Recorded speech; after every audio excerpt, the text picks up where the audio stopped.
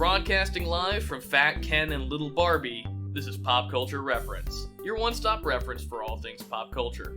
I'm one of your hosts, Garrett Strother. And I'm your other host, Seamus Connolly. And today we are joining the rest of the world. We are embracing the meme. We are joining everybody else in the theater for the double feature of Barbenheimer. It is... or Oppen Barbie. We kind of flipped the script. I don't know what order we were supposed to watch it in, but we have a lot to talk about today, I would say. This Ken is a wagon jumper. That's... I have become... well, oh, damn it. What was it? I've become Ken, Destroyer of Gorals. I've been saying that in my head all week, and I will never not say it. There's so many weird quotable things from both of these movies, and just the weird rabid culture around this cinema event right now. I feel like this is gonna stick around in people's minds for a long time. But before we get into our main segment that is both of these pretty good movies, we do have some news to get through. Starting up top with a strike update as SAG-AFTRA and the WGA still picketing, still on strike, and it came out earlier this week that the AMPTP has refused to return to the negotiating table despite requests from SAG-AFTRA's leadership. So, no end in sight on this bad boy. It seems like the studios are pretty much just going to try to wait out this strike, but I don't think that's going to go super well for them. There's also been rumors of movies potentially getting pushed until next year when they hopefully, according to studios, they will hopefully have their talent back to help promote, but there's been no official announcements on that front yet. I mean, the way that these people on strike are being treated right now, like the whole Paramount, like, cutting down all of the foliage on the trees around a picket line to, like, roast the picketers alive every day, and, you know, Bob Iger coming out and being like, they're being unrealistic about things, or whatever, you know, whatever his quote was recently. It's so bizarre that they think that they have more power in this situation than they probably will ultimately have. It's, you know, more unions are joining all the time. More people are in support of these talented, hardworking people that make our entertainment industry. It's the money people are just like still lighting cigars with $100 bills and being like, oh, the little people will fold eventually. But I don't know if it's gonna go that way.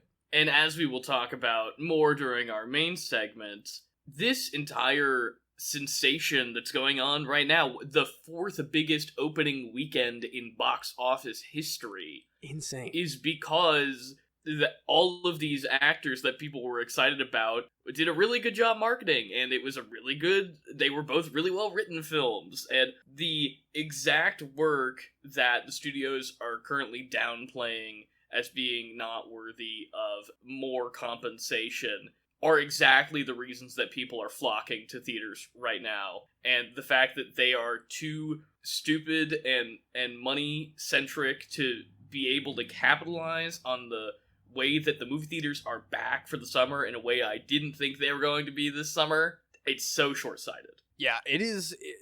We've kind of been bracing ourselves a little bit for the fallout of all of this stuff, and how that's just, the ripple effect is going to be years and years of affecting all of our favorite sectors of the entertainment world here. But I think it's just growing by the day how detrimental that's going to be, and hopefully the AMPTP can get wise and realize that they need to treat humans like humans one day and pay them accordingly. But until then, we will keep updating on the strike as it grows and grows. Up next, though, we do have to acknowledge the passing of a legend. Tony Bennett died earlier this week, and while definitely it's been very public, his declining health and the way that his family and those close to him are navigating that, it still does come as a bit of a surprise. It is definitely a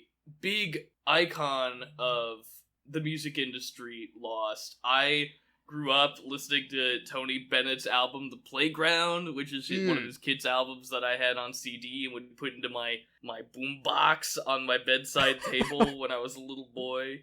And I've loved also kind of him rediscovering public life over the last couple decades through his collaborations with Lady Gaga that have brought both of them a surprising amount, I think, of crossover with each other's audiences, and they have put out some good albums.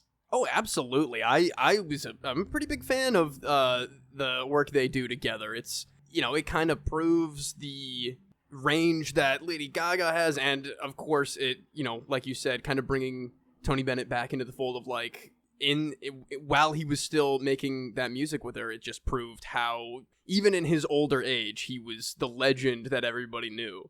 Definitely. Well, his music will definitely live on forever. It is classic for a reason. He is one of the absolute OGs, and he will be missed.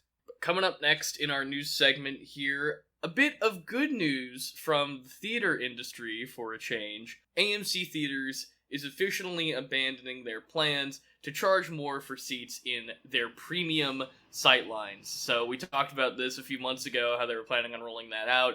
I think they did test it in limited markets, so I'm assuming that either didn't go well or they realized through market research that that was just not worth their time, and so they are officially backpedaling on that. Thank goodness. I mean, you and I are A-list boys. You and I weren't going to get got by this anyway, but I just can't even imagine how stupid you would have to be by, once again, betraying the goodwill that audiences have shown movie theaters more recently and being like, you know what, we're coming back from the pandemic, so what if we made it even worse to go to the movies? That was my thinking around all of this weird news about that, like seeing the a la carte map of seating that they were trying out, and I was just like, they were barely not collapsed entirely. Like the entire global cinema industry was barely not collapsed by COVID, and now it was almost a favor that people were still very much willing to go to something in the theater often enough to make it still a profitable industry. So I'm hoping that this isn't like kind of how Netflix was like, we're just testing out extra payment for different plans, and we're definitely going to backpedal on that, and then a couple weeks ago, they're finally pulling the trigger just because they were like, yeah, it was the plan all along, and we just wanted to appease the public until we really did it. But I think that this decision would be more detrimental to the cinema experience than, any horrible, Warner Warning, Disney Danger, anything else like that. This would have truly been the last nail in the coffin. So I'm very happy they're backpedaling where they are. I'll have some additional thoughts when we get into our main segment about contemporary moviegoing. So yes, yeah, I'm glad they're not putting up any more hurdles, unlike some other naughty little studios around here. As we get into a Disney Danger. Oh, Disney Danger is here. The people in the adjoining hotel rooms don't know what I'm talking about. Oh God. The Galactic Empire is at it again, Seamus. Once again, with one of the stupidest things I have maybe ever heard. I mean, is that really true? No, but you know me, Garrett. I'm a packaging man. I am a sucker for nice packaging for my movies and video games, but Disney releasing a steelbook of WandaVision with no disc is baffling to me. It is the ultimate, buy garbage for no reason for a show that is exclusively digitally streaming on Disney Plus. There's not even, I don't know. I was a fan. I'm still, I would say, a bigger fan of WandaVision. I thought it was a very interesting show, and I like a lot of what they did. And if they released this steelbook with a disc and with special features and with, all the little extras, I would maybe actually more than likely pull the trigger and buy it. But this seems pretty insulting, actually. I completely agree. Especially, I wouldn't buy a WandaVision steelbook, but I would buy an Andor steelbook. Oh, yeah. I would buy The Mandalorian. I hate to say it, but I would. You know who I am. Oh, yes, I do, my friend. I mean, hell, I would even go pull the trigger on, a Loki steelbook. I'm still pretty much on the Loki train, and that's, the last thing I've got going on, Marvel-wise, but this is so weird. Did they just have, an extra couple million blank steelbooks they need to get rid of, and they're just like, whatever, Marvel freaks will buy whatever we put out, but this is so weird. It's really catering to the TikToker with a wall of Marvel stuff behind Oh my them God, yeah. demographic, I think. You're 100% right. This is just, they're selling a prop for your social media. That's what they're selling right now. It has no value whatsoever in terms of like the actual content of a show that I actually hold in pretty high regard. You're right. It's just for the shelf behind you in your movie review vlog YouTube channel that you have to just really dress up everything because that's how that works nowadays, and they'll make you spend $30 on a box of nothing. I think it's insane. I do not think that they're going to backpedal this in any capacity. I think they'll release this one and then probably just like not do any others.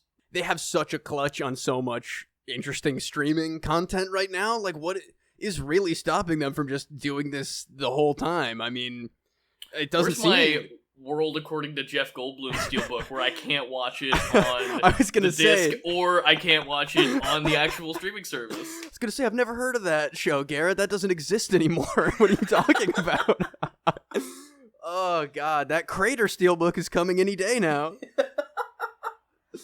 Oh, it's bad, Seamus. It's bad, bad, dude. It is truly the Disneyest danger we've had in a minute, I feel like. It's just, more than anything, it's just stupid, you know? Usually Disney danger is like a problem that needs to be addressed in a more serious way, but this is just stupid.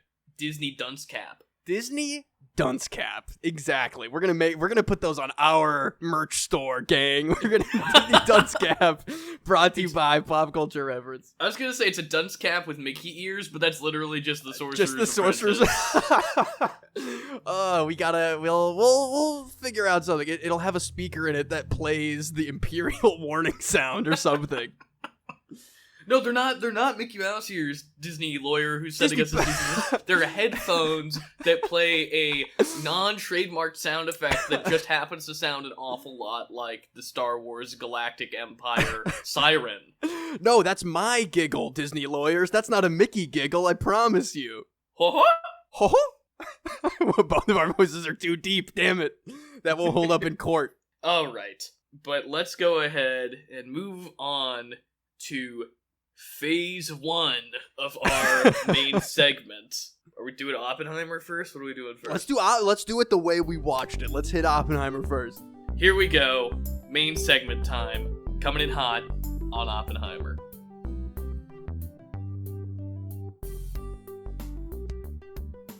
For today's main segment, we are going to be talking about the Barbenheimer Double Feature. But first, off the bat, we are starting with half of our main segment, 20 minutes on Christopher Nolan's Oppenheimer.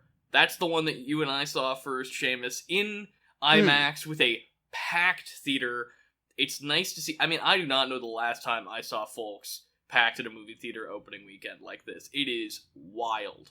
Yeah, that was one of the biggest surprises of all. Not only, like, packed when we walked in, like, fairly early for our showtime, but, like, walk-ins from, like, non-pre-bought tickets, it seemed like. People were taking, like, single seats away from their friends, because everyone's like, well, we gotta go see Oppenheimer this weekend, and that's the only option. I haven't seen something like that in a long, long time, where groups are splitting up. People sitting in the first, like, 2 rows of an IMAX screening just because that's the only real estate there is. It was very interesting. And as for the film itself, I think I have made it, I know you know this, I think I've made it relatively clear on the show that I have not been a fan of most of Nolan's work over the last decade. Not an Interstellar guy, not a Dark Knight Rises guy, not a Dunkirk guy. I did like Tenet. I thought Tenet was good. I didn't think it was great. Not overwhelmingly. Like, I've never heard you been like, let's watch Tenet right now, you know? No, but I enjoyed Tenet. I have some problems with Tenet. This is the Tenet episode. Someday there will be the Tenet episode, probably. Oh, I'm sure. And so I'll get into it then. I love Inception. Inception is a masterpiece, but that is really the last Christopher Nolan movie that I saw, and I was like, yeah, that's Christopher Nolan, baby. He knows how to make a good movie, you know? Well, hell, that was probably the first Christopher Nolan movie that I ever saw was Inception, and that, like, blew my freaking mind as a 10-year-old or an 11-year-old or whatever year that came out. Changed my life. Yeah, I was 12 years old that summer, and my parents took me, and I was like, I don't want to see whatever this movie is. They were like, yeah, you do, Garrett. Come on, we're going to the movies, you know? Oh, man, yeah. And, I mean, I am I liked Dunkirk. I thought the novelty of seeing Harry Styles at the time in like a war drama was very interesting to me. He should do more stuff, that Harry Styles. Wait, what? He should do more stuff. He should be in more stuff. Oh, I think that would be great. I feel like he could have slipped into Tenet somewhere, a movie I've never seen. But I mean, they've got he likes an interesting ensemble cast, that Christopher Nolan, and this movie's no exception. There were some very weird but incredible performances from people that I thought I would never see in Hollywood again, more or less. Yeah, it was genuinely an impressive roster of guys that you're like, hey. David Crummel's great to see him here. Jack Quaid playing Richard Feynman, which I thought was great casting. Who else we got? We got Will Stronghold. Yeah, Will Stronghold. Benny Safdie with his beautiful accent out there. Loved him. Roderick from Diary of a Wimpy Kid. Josh Peck. We cannot forget the man who dropped the Trinity bomb, Josh Peck. Yeah, like what an insane thing to see him in after his like step back from legitimate television and film productions for a while to do his like YouTube career after his Nickelodeon stuff was over. But he's back, baby, and he's in Christopher Nolan movies now, I guess. And obviously, on top of that, stellar supporting cast, which, by the way, a lot of guys who, as we just mentioned, don't work a ton, but are really, really good actors and really valuable to the craft of cinema, and a big part of the reason that this movie is doing so well. So please pay your actors.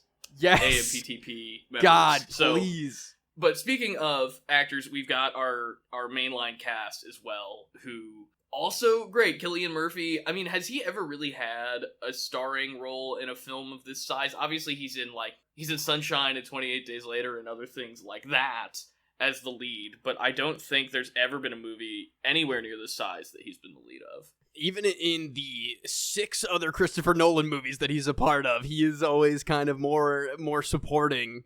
I mean, incredible in supporting roles, of course, but never something of this caliber, I don't think. And he's doing a great job. I see the Oppenheimer resemblance. When he was first cast, I was like, yeah, I guess they're both like, skinny white guys. But like watching him, I think a lot of it is the way he speaks and also just the physical transformation that he underwent. Like, I know he had like a crazy diet to like kind of look so, malnourished, almost very sunken in the face in a lot of this. I think that he looks incredible. He's acting incredibly. I thought he was a star in this.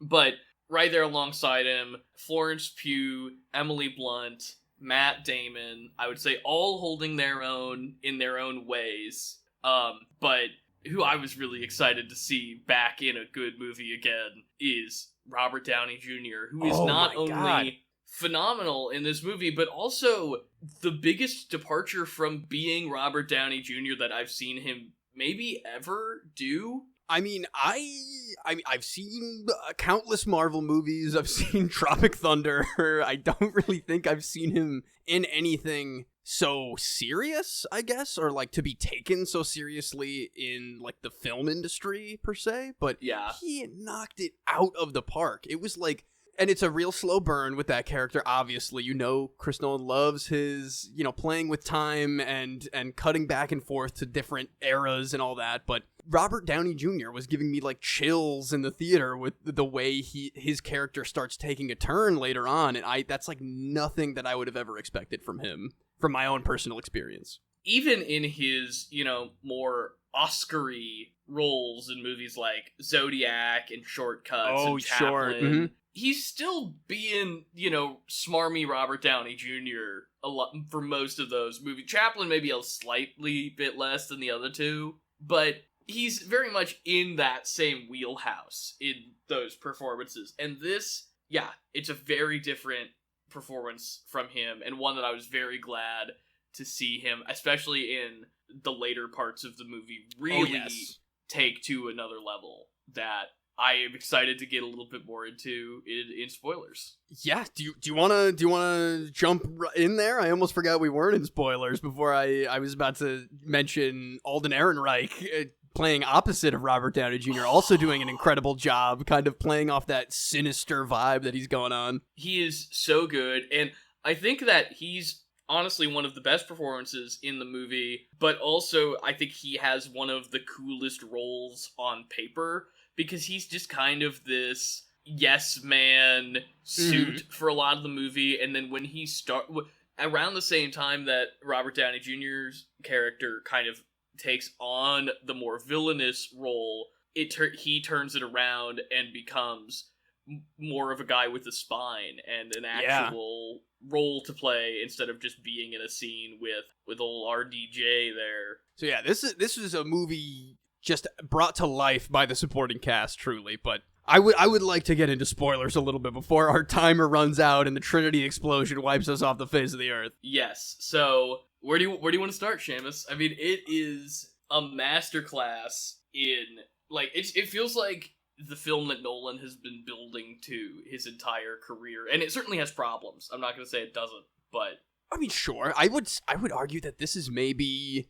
Okay, no, I was about to say my favorite. Inception will always reign supreme, for many obvious reasons, but this is one of the best movies I've seen in a long time. I guess I don't often go to the theaters to see things like dramas and, historical dramas about a very sad man, but it's incredible. I mean, it's so grounded compared to so many other Nolan things that I have experienced, and the parts where it gets insanely weird, like Florence Pugh having sex with him while she's having him read Sanskrit Hindu religious texts in bed. It gets to those bizarre places, but ultimately it's just tension, and I guess nothing but tension pretty much until they actually detonate the bomb. And man, do they detonate that bomb, Garrett. That punched me in the chest when we were in that theater. Yeah, I was really surprised because obviously, you know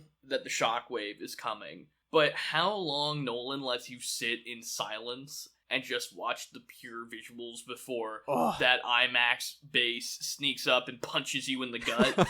It's a very effective sequence, and honestly, I don't even know if it's the most visceral sequence in the film. I think that shortly after that, the sequence where he is with all of the folks giving a speech and they're pounding on the risers bleachers, with their feet, and it almost becomes like a horror film. It really does.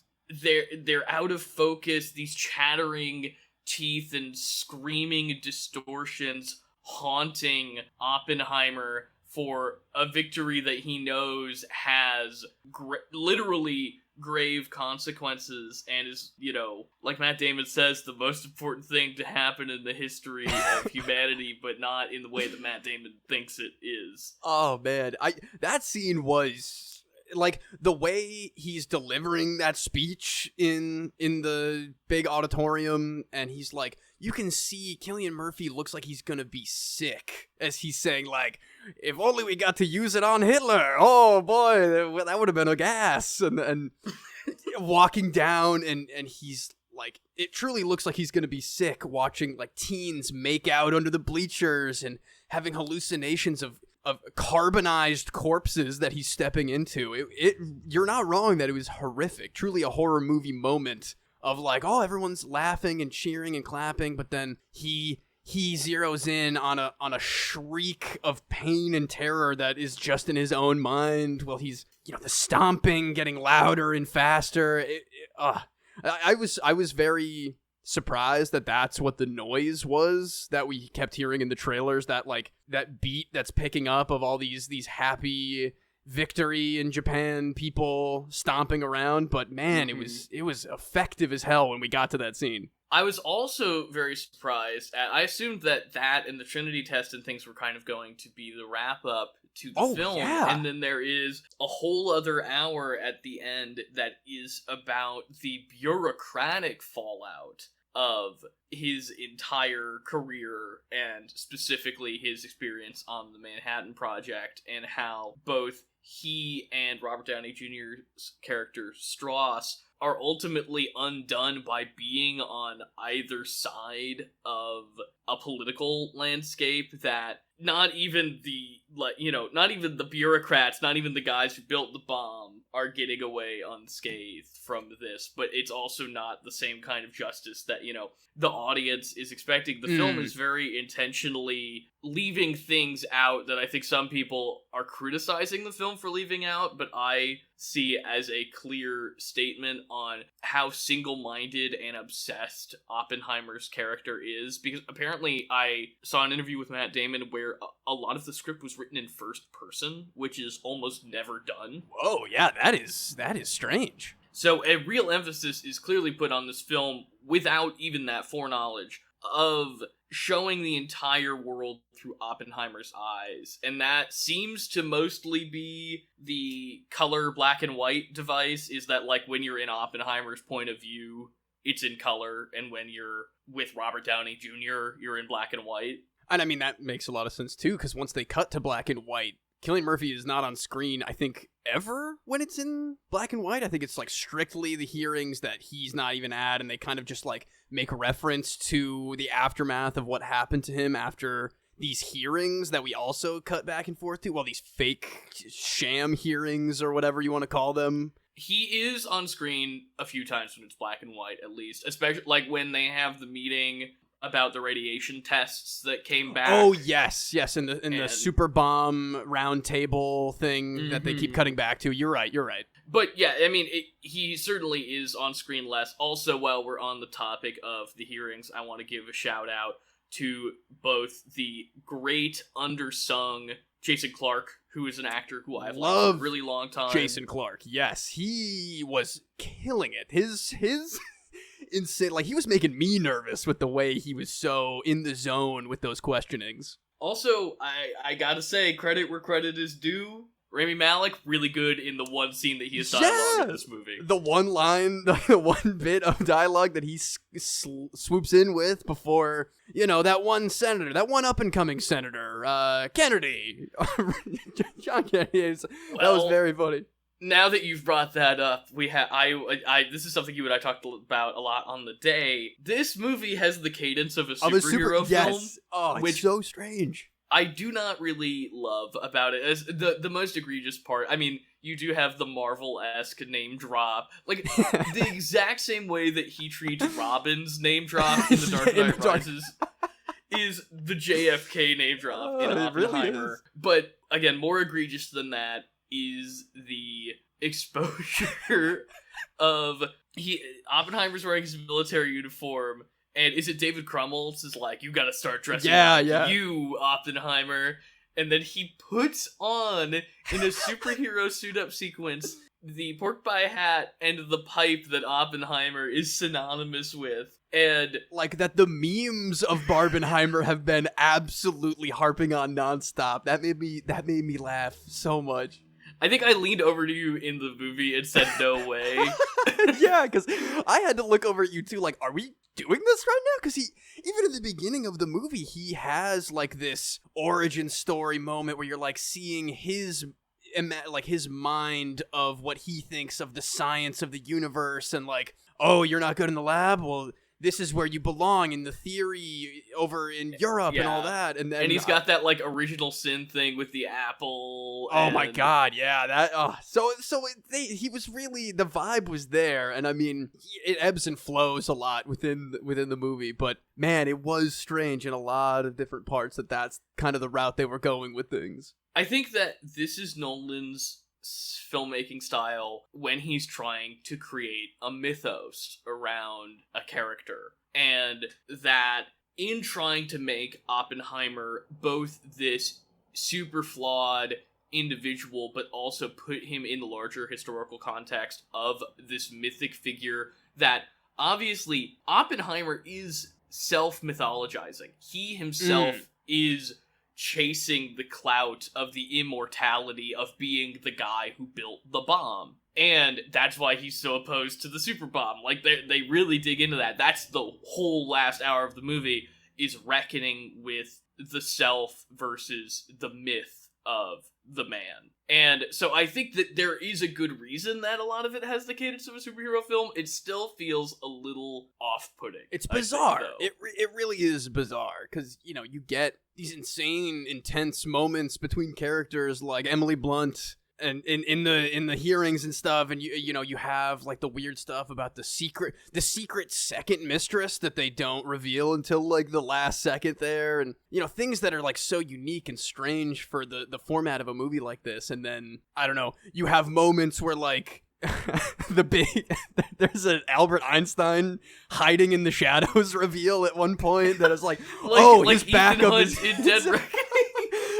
Exactly. He's like wearing his beanie and he's like, I'm here to give you, you know, give something to you personally, Oppenheimer. It's a very kind of take you out of the movie for a second situations that they pepper in there, all in all. But I mean, I don't think that ruins this movie for me. I want to own this movie. I mean, would it even scratch the same itch on a television set? Probably, specifically not at all. But I mean, this is something that I feel like is an important film that I want to revisit soon, and probably for a long time. I'm going in 70mm this weekend, I think, after you and I saw it in IMAX. And I think it's clear to me that this is Nolan's Lawrence of Arabia epic. Like, this is his epic biopic. I mean, not that he's not always obsessed with large format, but I feel like he's pushing it especially hard for Oppenheimer. And I think that he sees this as a kind of zenith, or at least a turning point in his career, in his filmography. And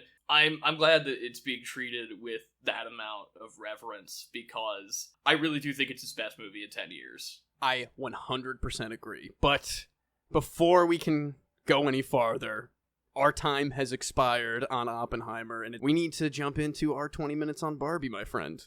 Well, let's call it. Here we go. We are Barbie girls in a Barbie world, and I gotta say, Barbie exceeded my expectations. I love Greta Gerwig. I think Little Women is one of the best movies the last 10 years. Noah Baumbach, who she co-wrote the movie with, I also like him. I like him less than I like Greta Gerwig, but as a filmmaker, I think he's very strong. The cast is obviously fantastic, but I was pretty skeptical going into the Barbie movie, even with all of that going for it. And I gotta say, despite being a little trite and a little bit baby's first feminism, I did think that this was a genuinely great studio comedy with transcendent performances and a stronger message than I thought it was going to have.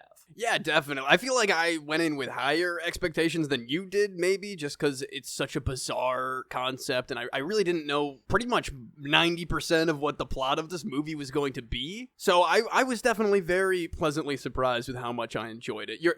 You're not wrong. It is hilarious. It is, you know, the set designs are, and costuming, of course, are kind of phenomenal. It was, again, better than I thought it was going to be, and I'm very happy that the double feature that we experienced on that day, it was kind of the perfect tonal shift of just like the darkest, heaviest pseudo superhero historical drama, and then like, well, it's not entirely without a message. Like you're saying, it's very easy to digest. Like, the messaging of Barbie is exactly what you think it would be in the way that you think they would do it. And they still made it really funny and compelling and, you know, interesting enough where I didn't hate the, you know, don't think about it thing that they kept doing of like, listen, there's gonna be logic problems, but you just have to sit back and kind of just enjoy the experience as it is before you try to pick it apart like it, you know, is a normal kind of plot. And this isn't Tenet, you know? I don't need them to. I actually really liked that they didn't spend a ton of time on Barbie lore. This movie did not need Barbie lore. Its joy is in how well presented all of its production design and costume design and silent world building is, that you don't need to take a bunch of time to explain everything. This movie looks gorgeous, by the way. It's really well shot. got a real great visual pop. I actually think that that's a big part of the reason that these movies are doing so well, is that in addition to being, recognizable, even though neither of them are sequels, Nolan is one of the few directors that I think normal people actually know the names of. Mm-hmm. Barbie has this great stacked all-star cast and obviously a very recognizable brand coming behind it, but I think the other thing is that both of these movies have such a distinct visual style, and audiences are able to pick up on that. This is flashy and big and something that is worth seeing in the movie theater, even though it's not on IMAX 70mm, Yeah, definitely. There's the flashy nature of having, like, scattered song and dance numbers while also having it be, like, the brightest, most colorful thing you've seen in a theater in however long. I mean, everything that has come out in the last 10 years that is supposed to be bright and colorful, like, any comic book movie of any studio or, anything akin to that has been diluted so consistently over the years that now we're just like gray sludge all around and everybody is going to be happy with it or whatever. But it was great. It was very stimulating in every way. I loved how there was so much weird non-diegetic stuff that was just like, I mean, it was like half diegetic almost. It was like definitely a hint, wink, wink at the audience, but then also things are just straight up showing you how things kind of work in the world that these beings are in. I feel weird calling, I mean, the Barbies and Kens are like very strange in their being, but I think that once we wrapped this movie up, which felt so short compared to something like Oppenheimer, I think it was a very good way to kind of keep that consistency with how we were looking at these characters as kind of like not all the way real world people. I guess the distinction between Barbie Land and the real world. My last bit here before we move into spoilers is going to be that Margot Robbie's great. I think she's really, I think this is her best performance, if I'm being honest, that I've seen. I think she embodies the role perfectly and takes on a lot of emotional weight that I didn't expect to be in this movie. Definitely. Also, this movie, it's a movie about the women in the movie, and it's about feminism and all of this.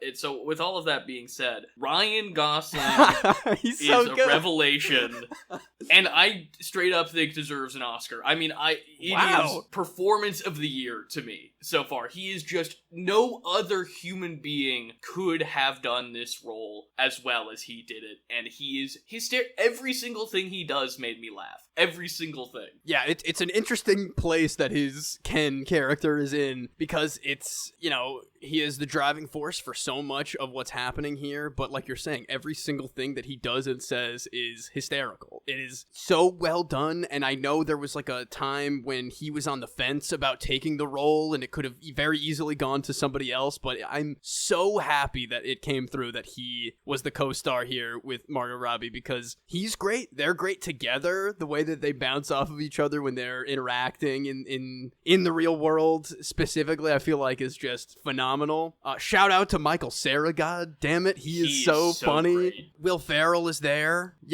he's doing his Will Ferrell thing. He is funny, but he's not the best out there. But he is good. I mean, I think that pretty much all of the Barbies and all of the Kens are doing a really good job. Michael Cera's the one who's the best at moving like a doll, I would say. He is a mannequin man. I'm going to go ahead and call spoilers just because I do want to get into some more of the nitty-gritty here with Barbie. Alan fighting all of the Kens. The construction Kens on the escape route. Which is, it's hilarious, but it's even more hilarious because it comes immediately after one of the best jokes in the movie, which is, we're gonna really be in trouble once the Kens figure out that they have to build the wall sideways and not just up. Oh yeah, that was very good. Those Kens are so incompetent. Yeah, that the 1-2 of like that joke, and then suddenly you realize like, oh, all of these Kens, all of the Kens in general are like nothing people, and then the person discounted the most, Alan, is like a badass, incredibly capable, physically capable of like getting what needs to be done. He's choking out that construction Ken with a shovel at one point. I thought he was gonna like break his neck or whatever. It was very weird, but I thought it was incredible. I'm Just Ken is a great musical number, yes. But I do think it is overshadowing a little bit the great All the Kens singing Matchbox Matchbox 20 to their Barbies is hysterical. That's so good. I love the conformity of masculinity that Ryan Gosling Ken brings back from the real world. The idea that horses are such a big deal in his idea of patriarchy is amazing. They've got like the Mount Rushmore of horse faces for some reason. It's so good. Why didn't Barbie tell me about patriarchy? Why would she hide this from me? The woman just be like, hey, do you know what time it is? And he's like, you want it? I have the power. Thank God, finally. Incredible. The woman at the school who he keeps coming back to. And yeah. Like, just so you know, here's where I'm at on my journey. Him being like, Studio City. Wait, no, is that what it was? Century City. Century City, though, just like a mall complex. He's like, this is where masculinity is born. They've got it all figured out there. But I like that the nuance of the script, despite, again, I think a lot of the film lacks nuance that I probably would have liked it to have, but I also understand that it's trying to appeal to a really wide audience and introduce concepts that Ben Shapiro already has too many problems with, to try to go further and not risk alienating the wider audience that it was targeting, and that this is actually probably changing people's minds. But with all that, I do like that it wasn't as simple as it could have been, as like, well, the Barbie matriarchy is the proper order of things, and it not only shows that, you know, the Kens being disenfranchised under Barbieism is not a good thing and that something should be done to address that inequity, but that also under patriarchy, the way the Kens are infantilized and put into a box is almost worse than it was for them when they were, you know, under the Barbie matriarchy. And so there is a nice nuance there that I appreciate, and instead of it could have been really easy to just be like, oh, well, you know, patriarchy's bad, so we're just gonna flip it back to the other thing. Yeah, there's and even in like the real world, America Ferrera's, you know, like the speech that she gives about like, you know, being a woman and the idea of being a woman and tying that in with Barbie as a symbol in the real world and how she is like the ultimate version of all of the things that she's going on her big rant about. I thought it was incredibly well done. I think that it was also used in a really fun way to do like the de-brainwashing sequence of like, we're gonna switch in and out of Barbies getting back into the Barbie mode and all that. I thought that was very well done. I gotta say, I actually think that speech didn't super work for me, especially when I compare it to something like the speech that Saoirse Ronan has towards the third act of Little Women, and how much more articulate that is. Again, I know this is for a wider audience, it's for a younger audience, I understand all of that, but for me, this movie is at its strongest when it's dealing more in abstraction with those, like, the dynamic between the Kens and the Barbies, I think, is generally really well done, but the more explicitly it tries to grapple with the nuances and larger societal implications of real-world gender politics, it starts to lose itself a little bit for me, and that's when it really becomes a little bit like, you know, oversimplified white feminist girl power or whatever. Well, I mean, that's the other thing, is that her character is like the secretary at Mattel in the real world, but also Mattel in the real world is as cartoonish as Barbie Land is, which is like in my mind, you know, hearing her rant speech, I'm like, all right, she's cracking under the insanity that is, I need to help rebuild the now taken over Barbie Land, which is an unspecified alternate dimension / real place / dream, maybe, / whatever you want to call it. But then I think back to like, Will Ferrell has like a boardroom of cartoon boardroom members. It's the Dr. Strangelove boardroom is what it is. Like, it is the boardroom. Yeah. It really is. And then he goes to like, all right, well, I am the man in charge of the real company, but now the ultimate solution is we have the big Barbie box that will, you know, whatever, trap her, send her back. We don't really ever get to know what. I was thinking that she was going to get in there and they were going to wheel her into the, you know, the warehouse at the end of Raiders, and it was just going to be all the escaped Barbies that ever got recaught, and then they were going to stage their own revolution or whatever, but we don't ever really get that far into it, but it is still really wacky. It's pretty funny that, despite the fact that I do feel some dissonance with, like, why is Mattel a cartoon world in the real world, it is really funny that Will Ferrell is so invested in feminism and is like, we have to do the right thing over the bottom line until he's not immediately at the end. Like once they get to Barbie Land, he almost shifts to being more of a real world executive. Yeah, that is so weird, isn't it? That is strange. But then, in the same breath, he's like, oh yeah, Rhea Perlman's ghost has an office on the 6th floor or whatever, which is like a hilarious bit in and of itself, but it brings it back to insanity. Also, the 2001 opening, which I really thought was only going to be a teaser trailer, is hysterical, and the idea of throwing the Barbie in the air into the baby doll in the air to do the match cut to the Barbie title card works on like 3 different levels, and I think that's fantastic. I don't even think I ever saw that teaser, so that was like a reveal for me that's how they were starting it. I thought that was amazing. I thought that was so funny. The way, yeah. Big fan of that. I also thought, eventually throughout the movie we were going to get more references kind of that caliber of like, this is the importance of this thing, this concept, this idea of Barbie. But, I like that they kind of kept that contained to the very intro. I'm trying to remember who the narrator was. Helen Mirren? Helen Mirren, yeah. Which she was great too. There's a couple great narrator bits of like, if the filmmakers wanted to make this point about Barbie being ugly, they shouldn't have cast Margot Robbie. Like that's a fun little aside. That is actually the lampshading thing in this movie that bothered me the most. Is that right? They're kind of right. They're not really right.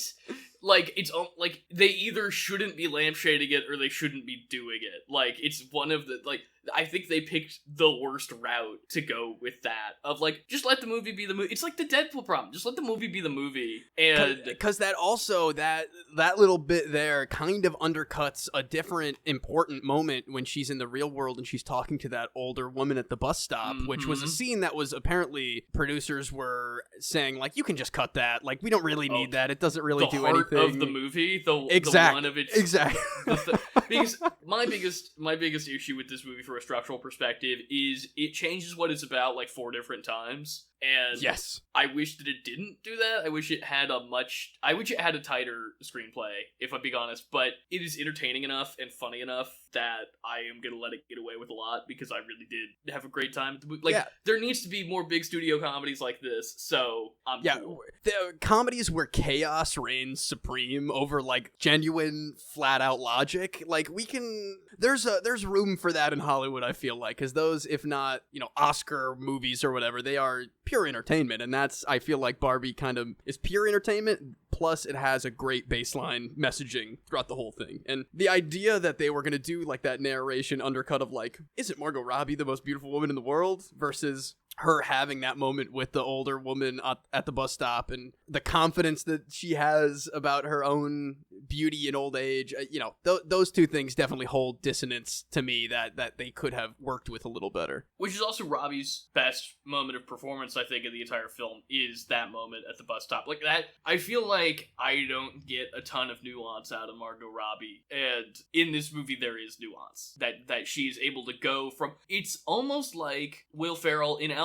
where he plays so much of it so broad. Or honestly, what is a better example is Amy Adams in Enchanted, which I think there's a lot to be mined from James Marsden and Amy Adams in Enchanted, and then Margot Robbie and Ryan Gosling in this. For sure. But like when you play so much of the film so broad and so cartoonish, and then when you're able to whittle it back down to like, just here's the humanity of the character. Here's one scene where we're just, all of that big broadness fades away, and it's just a real character living and breathing in the moment. That is so much more impactful after the bigness and the broadness and her being so good at both of those things. I'm trying to think of Dojo Casa House. Dojo Casa House, hilarious. Weird Barbie, I thought was a lot of fun. Just the acknowledgement of like, kids absolutely wreck their toys, and there's an experience to the toys after that or whatever. Her being like, I had a weird Barbie, and everybody, I had a weird Han Solo. I did. He had no nose. That guy got buried in my yard for ages. I connected with that. a lot of their meta jokes about how kids play with Barbies were fun. I thought Depression Barbie was really funny. Watching the Pride and Prejudice miniseries on repeat. That is a great miniseries. Check it out if you've not seen it. I think it's on Hulu. I have not Colin seen it, Firth. and I will. Oh, I do like him. Well, yeah, I was gonna say if you got anything else, we've got about 30 more seconds until we wrap up Barbenheimer. Seconds. So Sublime. Sublime. So funny. Dance sequence, really great dance sequence. The two musical sequences at the beginning with the Barbies in charge mirror the two sequences at the end with the Kens in charge. I think that's a nice little moment. I did not care for the trailer scene of I'm gonna beat you off or whatever. I thought they were gonna cut that almost entirely. I thought that was really lame, if I'm being honest. I was starting to get worried because that's pretty early in the movie. Yeah, yeah. I don't know. Oh no, is this the whole movie here? We'll never know if that's the whole movie, because our time with Barbenheimer has now expired, Garrett. Well, I think this was a great double feature. I'm glad that audiences all over the world are getting to see two good movies. And I'm glad that they were both good, because these are both movies that I didn't have super high expectations for and was pleasantly surprised by both of. Yeah, same here. I don't often do a double feature at the movie theater, but this was a hell of a time. I think everybody should go take some time out of their weekend and spend 10 hours at an AMC and go see Oppenheimer in IMAX, damn it. Go see, if you just sprinkle a little Mission Impossible in there too. Oh, you got yourself a weekend. So, yeah, very glad we did this, Seamus. We had a good time, and we got to talk a little bit more about IMAX over in our pop culture reference. Let's do it. For today's pop culture reference, we're going to be discussing what makes 70mm IMAX special. The depth and rich picture quality that can be achieved with the use of 65 and 70mm film is what sets it apart from smaller film stock and digital methods. The format is associated with old Hollywood epics like Lawrence of Arabia, but has slowly been making a resurgence with auteurs today. Christopher Nolan has been shooting films regularly on 65mm since The Dark Knight in 2008, and has very publicly emphasized the importance of presenting his films in large formats ever since. One of the most consistent points that Nolan brings to the table when stressing the lesser utilized production and projection methods associated with 70mm film is how unique the audience experience is compared to watching something at home on a television. Nolan's latest film, Oppenheimer, was shot on IMAX 65mm film and standard 65mm film. It was the first film to shoot on IMAX black and white film, which was developed specifically for the film by Kodak and Photochem. The movie was released in a wide variety of formats, including standard digital, 35mm, 70mm film, and IMAX and other premium formats. Oppenheimer is the rare film that, while screening in all digital IMAX formats, is also screening in 70mm IMAX film. There are only 30 theaters in the world that still have the capability of playing 70mm IMAX, and only a handful of contemporary films still utilize the format. The IMAX 70mm format is different from the standard 70mm format. While both are visually impressive large format celluloid, standard 70mm films are cropped to the same widescreen aspect ratio as a film's wide release. With IMAX 70mm, the film is shown at a 1.43 to 1 aspect ratio, which is a significantly taller frame than standard films have, and creates a larger, more immersive movie-going experience. I wish that I would be getting to go see Oppenheimer in IMAX 70, but I just do not think that is in the cards. Not only is there not a theater in the state of Wisconsin with the capability of playing it, there's not one in Chicagoland either. So I think the closest one we could go to, Seamus, would be Indianapolis, which would be a bit of a trek to go see a movie, as fun as it would be. Quite a drive, but man, I would love nothing more than to experience a film like Oppenheimer, the caliber of Oppenheimer on 70 IMAX, because, we've both experienced just regular 70mm projection films before. They are as visually rich as it could possibly get for a film-going experience, and it is so incredibly impressive. Things that I will never forget seeing on 70mm, but the extra add of IMAX going in there, it's so specific and special. I think that's a bucket list for me, since there's only 30 in the world. It might be hard to lock down anytime soon. A few months ago, they did the Mission Impossible Ghost Protocol I think it was at Grauman's Chinese in LA that they did a special screening of it on 70 IMAX, and I so wish that I could. That specifically is a bucket list for me. Could you imagine? That would be unbelievable. That is a more specific and even cooler bucket list item than anything, but that movie specifically would be life-changing to see in that format. Because seeing things in normal, we don't even have laser IMAX at the theater that we go to. We just have like standard, like the base LIMAX digital tier. And people really do just treat it like it's a normal movie-going experience. I feel like I would imagine that people are maybe a little bit more respectful when they go see. I mean, the Barbenheimer trend is definitely getting people. I was really annoyed at the guy next to me in Oppenheimer who was taking Snapchats the entire movie. Oh my god, yeah.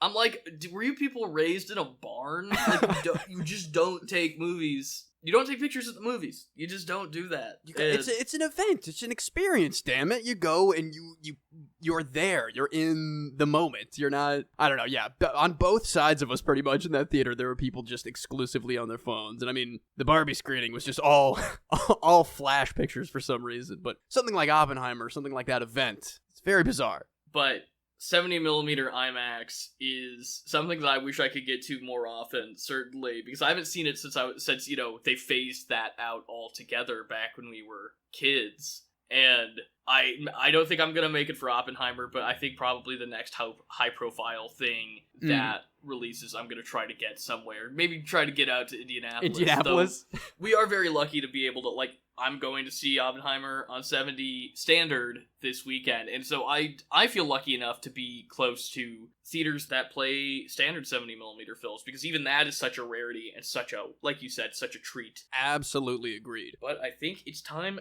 to move on and to save the rec center, Seamus. Our Mojo Dojo Casa Rec Center. Save the Mojo Dojo Casa Center? I'm in. Let's do it. Save the rec center! Now it's time to save the Mojo Dojo Casa Center, where we bring you our weekly dojo mendations. Seamus, what do you got this week? Oh, goodness gracious. Well, this week I'm out of town right now, and on my plane ride, I decided to revisit an absolute classic. Shane Black's, Joel Silver's, Mel Colm-Seeley Gibson's Lethal Weapon. I hate that I love this movie so much, maybe. It is absolutely the most bonkers thing, and I never remember how crazy it actually gets until I am watching Big Teeth Blonde Fellow. Oh, Gary Busey. Yes, I never remember how crazy Gary Busey is in this movie, or, weirdly enough, how crazy Mel Gibson is in this movie. Mel Gibson is crazy in that movie. He is wild. It's the first thing that Riggs does on screen is put a gun in his mouth in his trailer, and that's like his whole thing, is that he's very sad about his his life and all that, but he is insane, and God bless him, he's incredible in this movie. Give him a role of an insane person and he can knock it out of the park for some reason. Don't ask me why, I couldn't tell you. Incredible, action-packed, hilarious, vaguely problematic in a few parts, but you know what Shane Black, Joel Silver 80s action movie doesn't have its moments. Danny Glover is the best person who's ever been on screen ever. He is like an actual world-class, incredible performer, and he does not let up in this movie at all anyway. Sadly, Joe Pesci doesn't come in until the sequels, so he's not here for this one, but man, oh man, I think I might actually go in to the franchise now, because I've only ever seen this first one, and I kind of just left the other ones to the wind, which is kind of, I hear what you're supposed to do, but I think I'm locked in again, man. This movie is so incredible, and weirdly enough, a great airplane watch. So if you haven't seen it in a while, Garrett, go watch it again. It's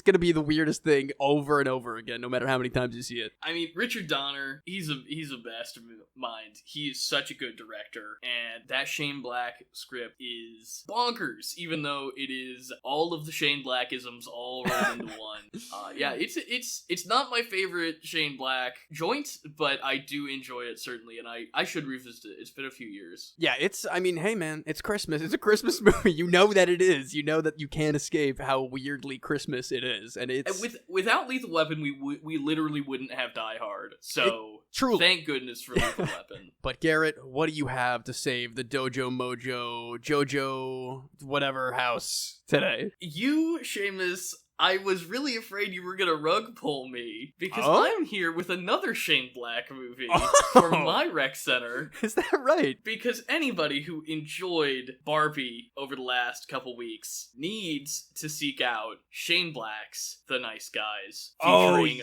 one of the funniest performances of the decade from Ken himself, Ryan Gosling. This is the first movie that I remember seeing. It was revelatory in that I had no idea Ryan Gosling was that funny. I had no clue that was in his skill set. And he is fantastic in that movie.